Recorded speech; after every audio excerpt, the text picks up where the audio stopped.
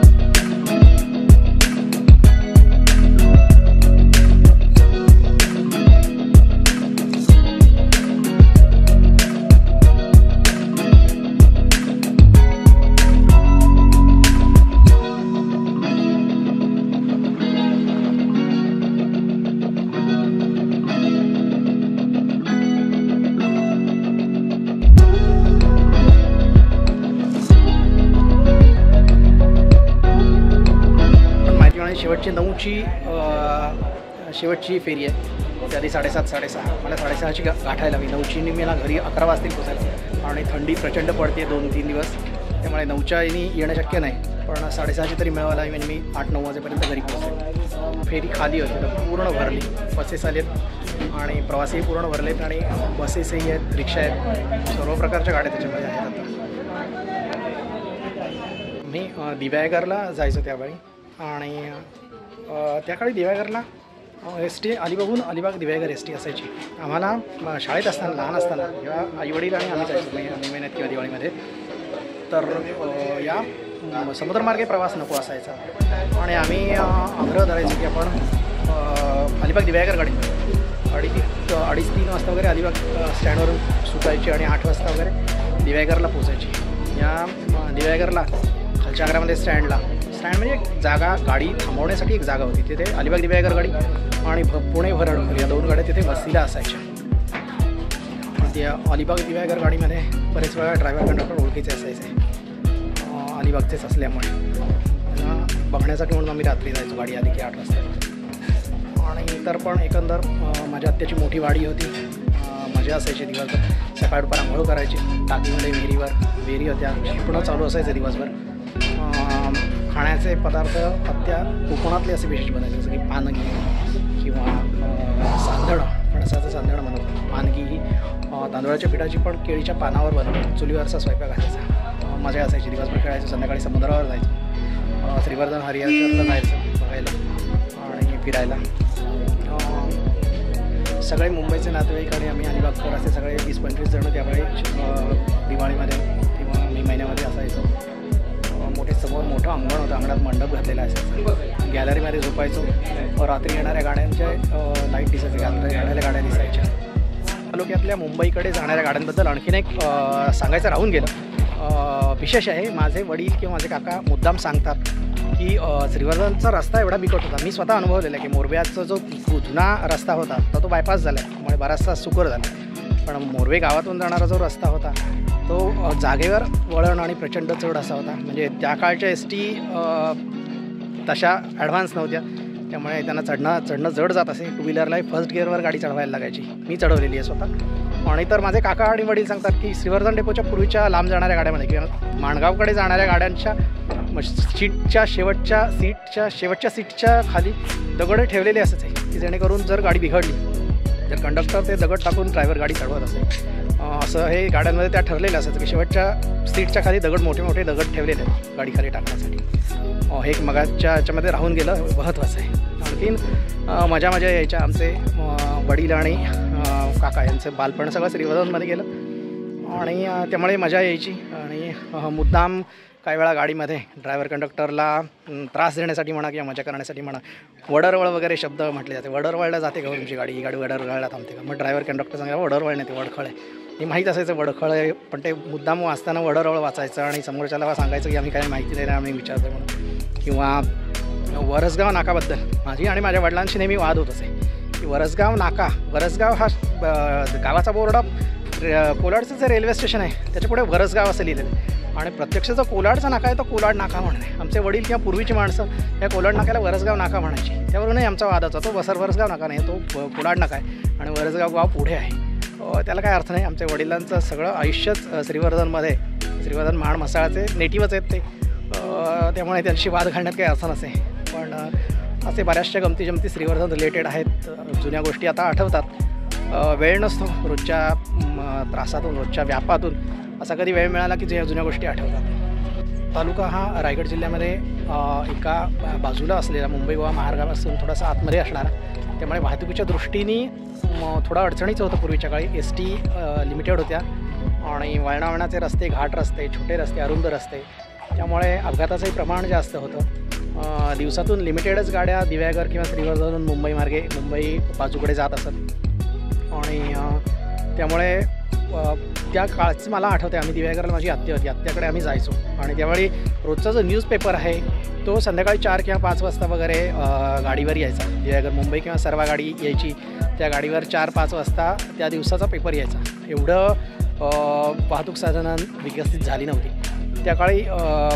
STचं म्हणायचं तर बोरली सुपर आणि श्रीवर्धन सुपर अशा 2 गाड्या ज्या होत्या त्या श्रीवर्धन तालुक्यातल्या लोकांच्या जिव्हाळ्याचा विषय, कारण त्या सुपर म्हणजे थोड्या फास्ट जाणाऱ्या अशा होत्या आणि सहसा रायगड जिल्ह्यातल्या सर्व गाड्या पेणच्या ST बस स्टँडमध्ये जातात, पण त्या काळी त्या बोरली सुपर श्रीवर्धन सुपर या पेण ST स्टँडला न जाता रामवाडीला जायच्या, त्यामुळे त्या जलद होत्या आणि त्या लोक प्रेफर करायची.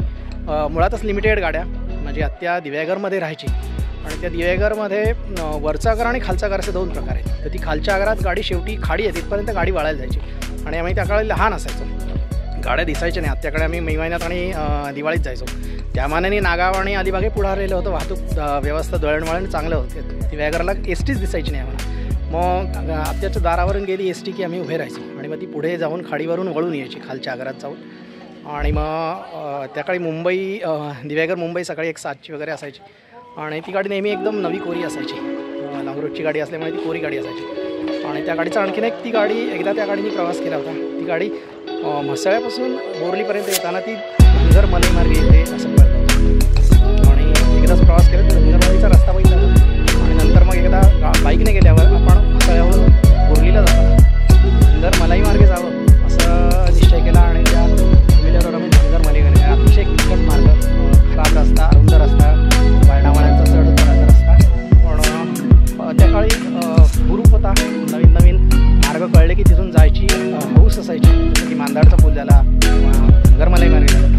तसंच एकदा पावसाळ्यामध्ये कशेडी घाट पूर्णतः दरडी कोसळले आणि बंद होता, बरेच दिवस 15-20 दिवस बंद होता आणि त्यानंतर मग नातूनगर मार्गे नवीन मार्ग केला गेला आणि तेही असंच पाचना झालं होतं. नातूनगर मार्गे